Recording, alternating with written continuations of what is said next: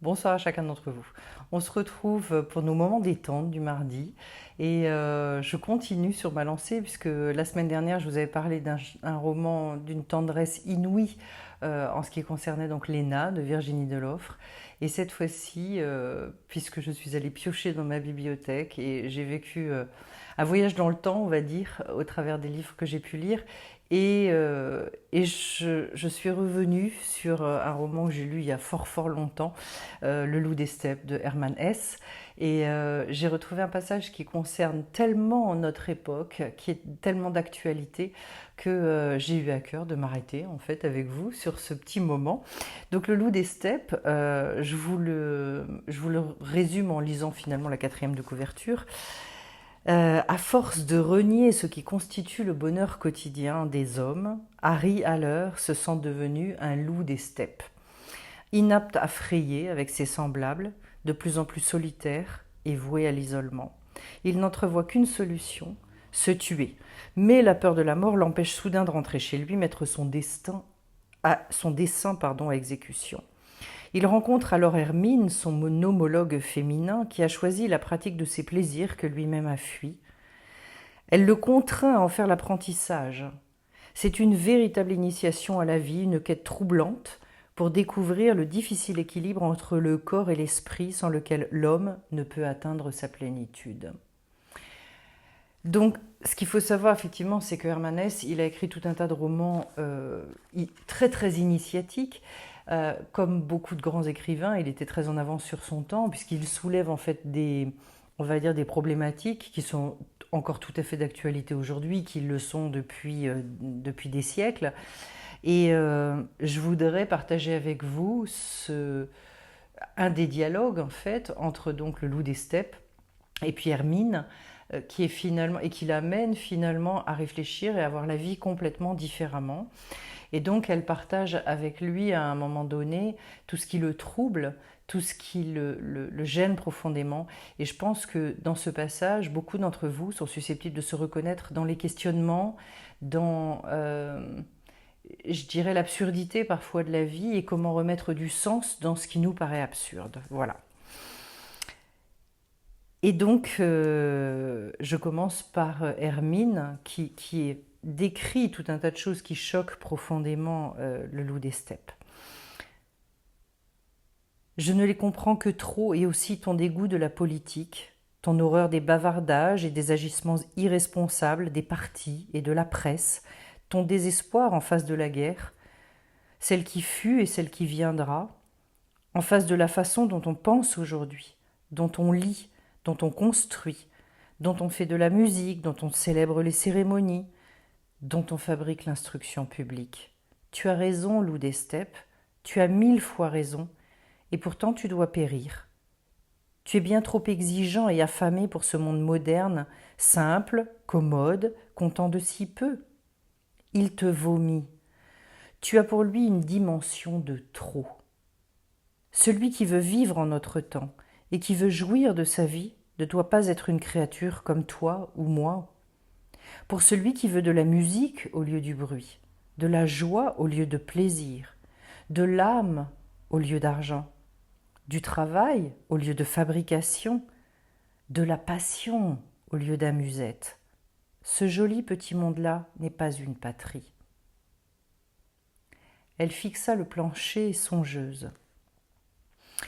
Hermine, m'exclamai-je tendrement, ma sœur, comme tu as de bons yeux. Et c'est toi pourtant qui m'as appris le foxtrot. Qu'entends-tu par là? Que des êtres comme nous, avec une dimension de trop, ne peuvent vivre ici? N'en est-il ainsi qu'aujourd'hui, ou bien en fut-il toujours de même? Je ne sais pas. Pour ne pas porter atteinte à la dignité du monde, je veux croire que ce n'est que notre époque, que ce n'est qu'une maladie, un malheur momentané. Les leaders travaillent vaillamment et victorieusement à la prochaine guerre. Et nous autres, entre-temps, nous dansons le foxtrot, gagnons de l'argent et croquons des pralinés. À une pareille époque, le monde ne saurait avoir un aspect plus digne. Espérons que des temps ont été meilleurs et le seront encore, oui, meilleurs, plus riches, plus profonds, plus vastes. Quant à nous,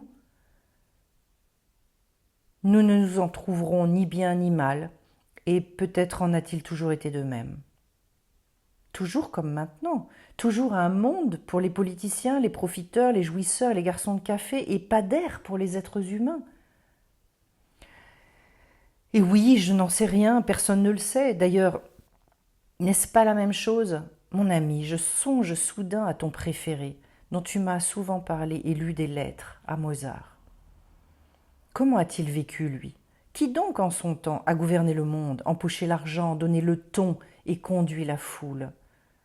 Mozart ou les faiseurs d'affaires? Mozart ou les plats bonshommes à la douzaine? Comment est-il mort et a-t-il été enterré? Oui, je pense que peut-être il en fut et il en sera toujours ainsi. Et que ce qu'ils appellent dans les écoles histoire universelle, ce qu'il faut en apprendre par cœur pour être instruit, ces lieux communs sur les héros, les génies, les belles actions et les grands sentiments, tout ça n'est que du trucage inventé par les maîtres d'école pour que l'enseignement existe et pour que les gosses fassent quelque chose pendant l'année scolaire. Il en fut toujours ainsi, et il en sera toujours ainsi.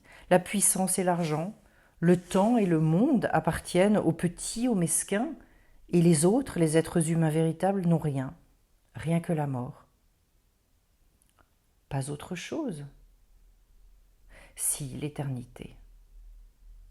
Tu entends par là le nom, la gloire pour la postérité.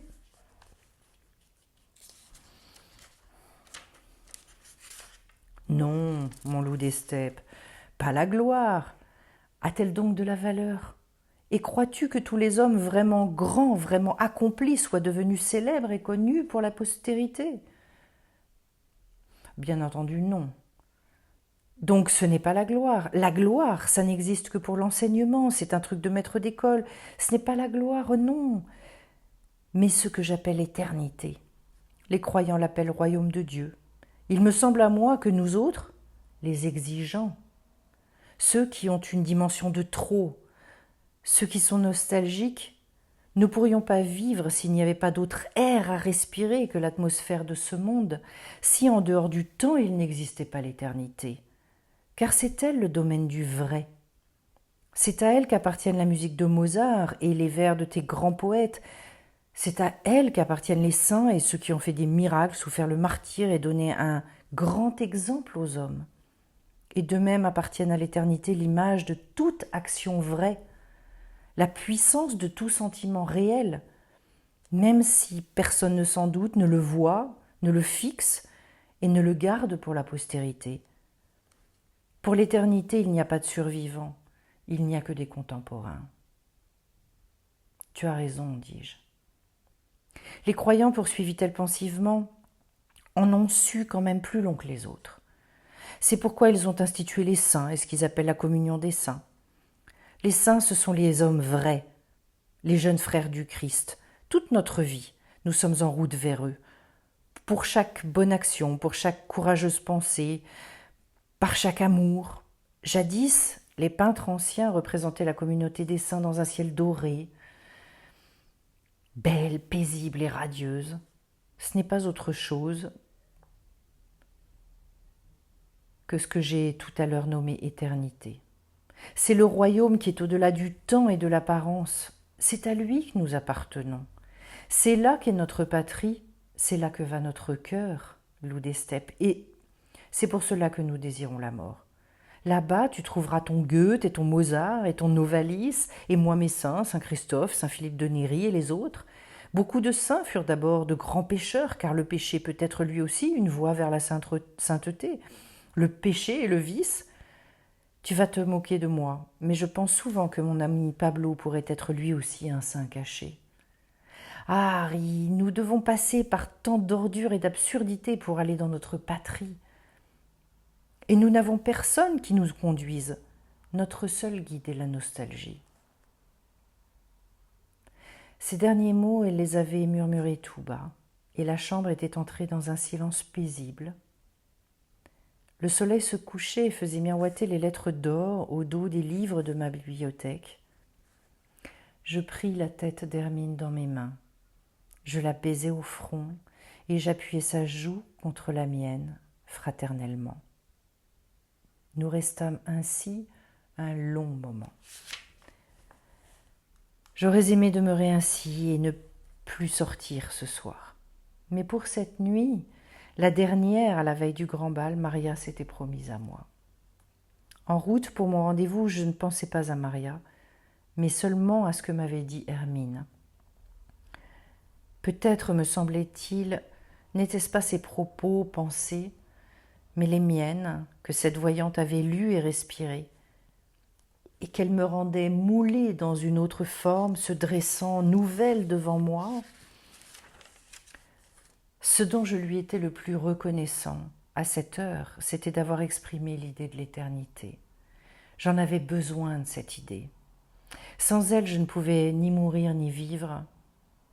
L'au-delà sacré, l'en dehors du temps, le monde de la valeur éternelle, de l'essence divine, m'avait été rendu aujourd'hui par mon amie et ma maîtresse de danse. Je songeais à mon rêve sur Goethe, à la figure du vieux sage qui avait eu un rire inhumain et m'avait poursuivi de son immortelle raillerie.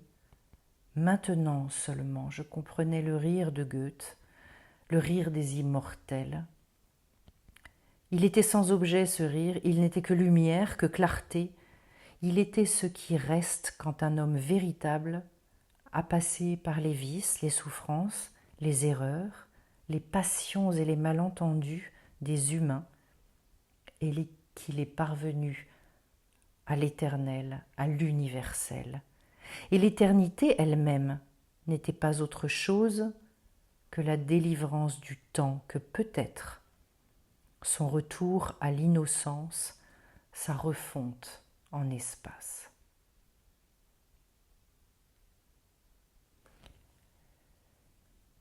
Je trouve que ce passage du livre, il est absolument extraordinaire parce qu'en fait, il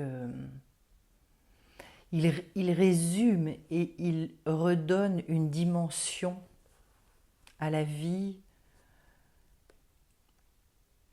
qui n'est autre finalement que cette dimension spirituelle que l'on peut retrouver justement au sein de la matière, précisément dans la matière.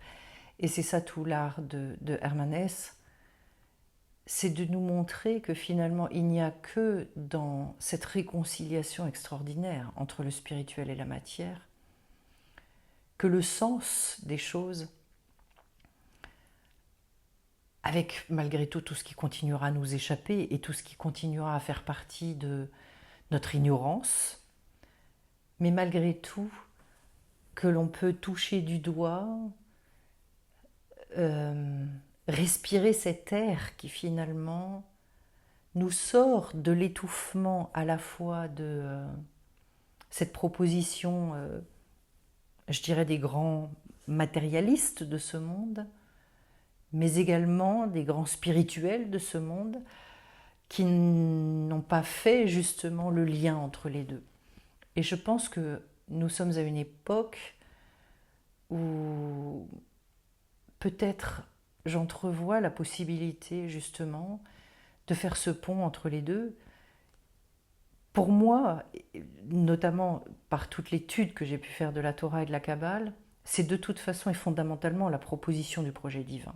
C'est-à-dire d'aller rechercher finalement cette spiritualité dans la matière et de faire ce pont entre les deux pour qu'il n'y ait plus cette dichotomie, en sachant qu'en fait c'est une dichotomie qui perdure depuis des millénaires et que la proposition divine n'a jamais été comprise en ce sens. Il y a toujours eu une espèce d'opposition et de guerre finalement entre spiritualité et matérialité.